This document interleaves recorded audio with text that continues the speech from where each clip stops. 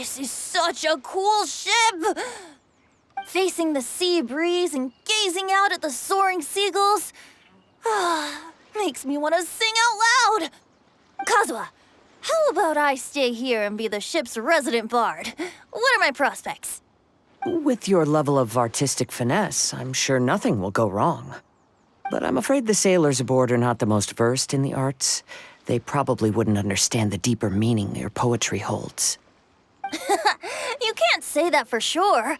Poetry is spur-of-the-moment creations. Anyone viewing the same sights and experiencing the same atmosphere would surely understand.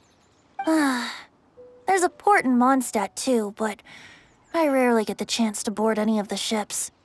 Speaking of ships, everything's perfect about this one, except...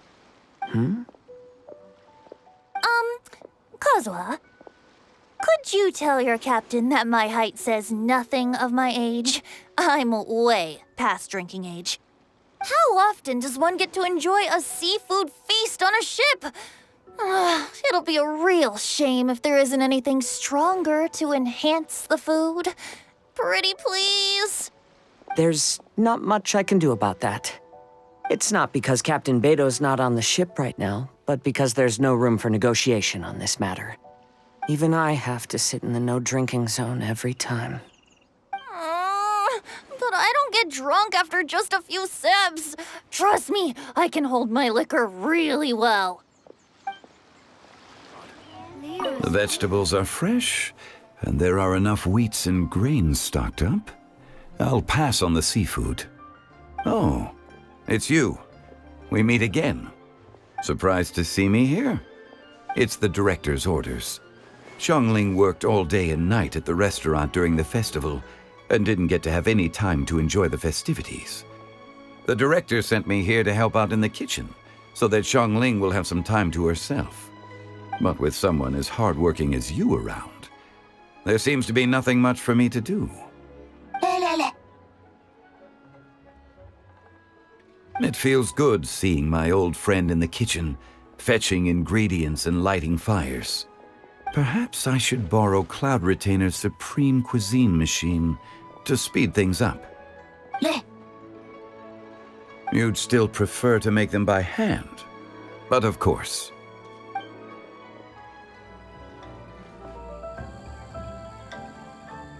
Xiao just came up here with some almond tofu, but I haven't finished everything Xiangling gave me yet. You should try some too. I'm not as experienced in tasting mortal food as you, and I couldn't tell the difference. There must be many different stories to tell of the hustle and bustle of the mortal world, too. You can tell me. I will listen.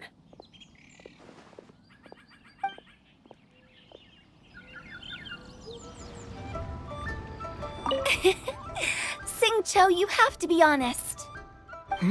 Honest about what? How did you and Venti really meet? Why are you suddenly asking that? Aren't they book buddies? Yeah, we met a few times at a book convention. That's all. Oh, really? With that extraordinary demeanor and literary talent, he's definitely not just any bard. If he's someone that could hold his ground in a conversation with a consultant, he needs to at least be as talented as me. Perhaps you're overthinking this matter.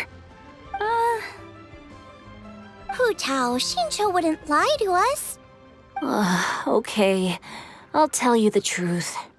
Huh? Xingqiu!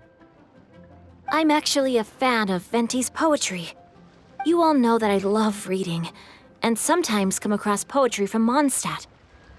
Among those works, I admire the ones penned by Venti the most. Just as Hu Tao said, his artistry is the reflection of his personality, remarkable grace and exceptional literary talent. I guess Venti didn't tell you the whole truth back at the restaurant because he didn't want to embarrass me in front of everyone. He's such a considerate person. Yes, right.